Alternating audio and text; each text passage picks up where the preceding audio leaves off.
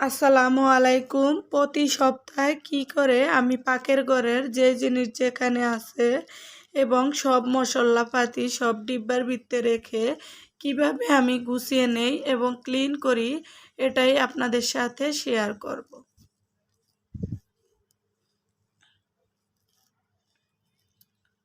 তো যে যেখান থেকে দেখছেন, আশা করি আল্লাহর রহমতে ভালো আছেন। আমিও আপনাদের দোয়ায় ভালো আছি। তা আজ আবার আমার একটা ডেলি ব্লগ নিয়ে আসছি। তো প্রতিদিনের মতো সকাল থেকে এই ব্লগটা স্টার্ট করছি। তো সকালে ছিল শরবত এবং চা এবং একটা করে ডিম রোল।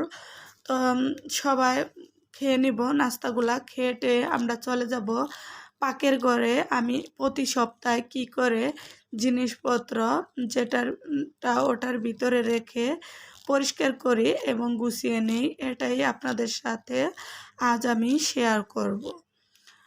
তো কথা বলতে বলতে আমাদের নাস্তা খাওয়া হয়ে গেল। তো সবাই খেয়ে নিলাম। তো খাওয়া দাওয়া করে এখন চলে আসছি আমি পাকের ঘরে।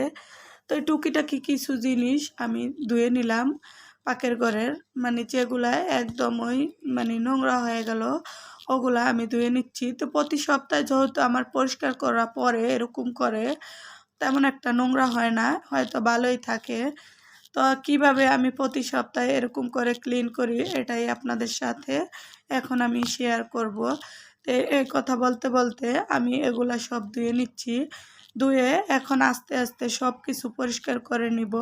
সব জিনিসপত্র সব কিছুর ভিতরে রেখেই আমি পরিষ্কার করে নিব। প্রতি সপ্তাহে তো আর পুরা ধোয়া বা ক্লিন করা সম্ভব না, তাই এরকম করে আমি পরিষ্কার করি। তো এই মশলার ডিব্বাগুলার ভিতরে মশলা থাকবে, কিছুই বের করব না।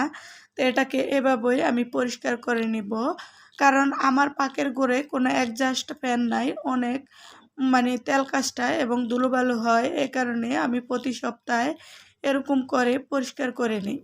এই যে এরকম করে আগে সব কিছু এই জালিটা দিয়ে একটু মেজে নিব। মেজে নিয়ে পরে শুকনা দানা হালকা ভিজিয়ে শুকনা ন্যাকড়া দিয়ে মুছে নেব। তো আমার পাকের ঘরটা একদম ওই ছোট এবং তেল কাজটা হয়, অ্যাডজাস্ট ফ্যান নাই, এই কারণে বেশি কষ্ট হয়ে যায়। তো প্রতিদিন এই চেষ্টা করি একটু পুরোপুরি মুছির জন্য, আর সপ্তাহে একবার এরকম করে ক্লিন করি। তো আপনারা যে যেখান থেকে দেখছেন অসংখ্য অসংখ্য ধন্যবাদ। অনেকে হয়তো দেখছেন, সাবস্ক্রাইব করেন না, প্লিজ দয়া করে একটা সাবস্ক্রাইব করবেন। সাবস্ক্রাইবের পাশে থাকা বেল বাটন চাপ দিবেন, যে পরবর্তীর ভিডিওর নোটিফিকেশন আপনাদের সামনে চলে আসে, সবার আগে দেখতে পারেন।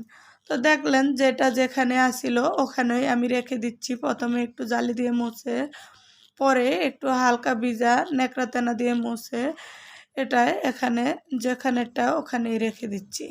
তো এখানে আমি একটা ইস্ট নিয়ে নিচ্ছি। ইস্ট নিয়ে যে কোনো এরকম চুলার কালো জিনিস পরিষ্কার করলে যেরকম ওরকমটাই হয়ে যায়, কালার পরিষ্কার হয়ে যায়। তা আমার এই চুলার এগুলার কালারই ছিল কালো, তো এগুলো পরিষ্কার হয়েছে অনেকটাই। এরকম করে আমি ভিজিয়ে রেখে সব কিছু আবার হালকা হাতে মুছে নিতেছি, একটু হালকা ন্যাকড়া দিয়ে মুছে নিতেছি, হালকা ভিজিয়ে। তো এরকম করে আমি প্রতি সপ্তাহে পরিষ্কার করে নেই। আর আমার পাকের ঘরটা অনেকই অন্ধকার, কারণ পাশে বিল্ডিং আছে আর জানালাটাও অনেক ছোট। তো তারপরেও আমি একটু পরিপাটি করে রাখতে চাই, যে দেখতে সুন্দর লাগে। ছোট হলো পাকের ঘরটা বা ক্লিন থাকে সব সময়, যেখানে হাত দেই ওখানেই ভালো লাগে। তো এই কারণে এরকম করে, এই যে দেখেন এতটাই ছোট পাকের ঘর, একটা র্যাকও আটে না। আমি এটা চুলার পাশে উঠিয়ে রেখে দিচ্ছি। এখান দিয়ে অনেক তেল কাজটা হয় চুলার। তো এটা প্রতিদিন পরিষ্কার করতে হয়, আর পুরোপুরি সপ্তাহে একদিন পরিষ্কার করে নিই। তো ছোটো চামিচ আর এখানে বড় চামিচ, আর আছে প্লাস্টিকের চামিচ, দুইটা তেলের পট এবং একটা টিস্যু উপরে, আর ওই যে মাঝখানে আছে পেঁয়াজ রসুন, তারপরে আছে আলু।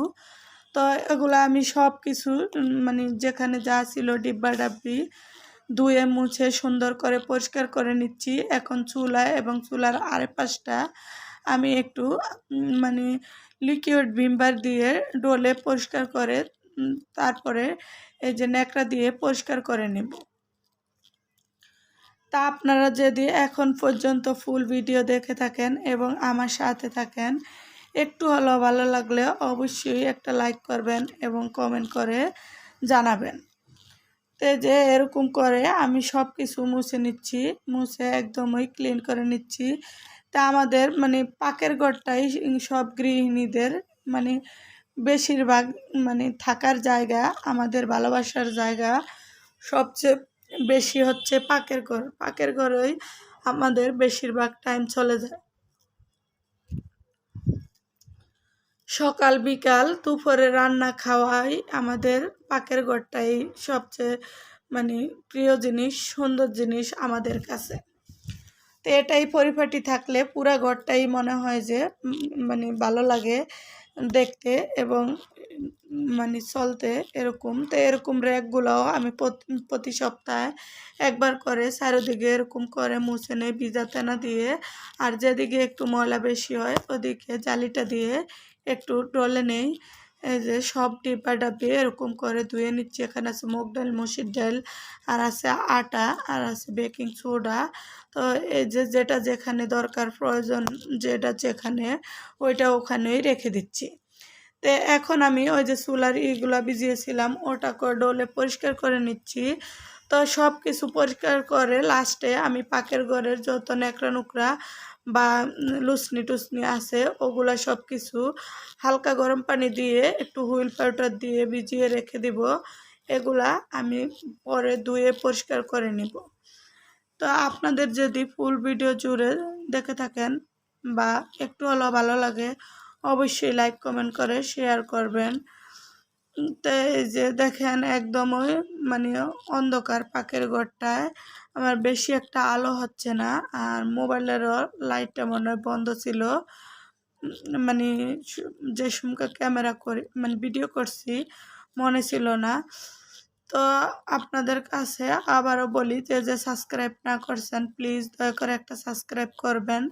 সাবস্ক্রাইবের পাশে থাকা বেল বাটন চাপ দিবেন যে পরবর্তী ভিডিওর নোটিফিকেশন আপনাদের সামনে চলে আসে, সবার আগে দেখতে পারেন। তো আজ এই পর্যন্তই, আল্লাহ হাফেজ।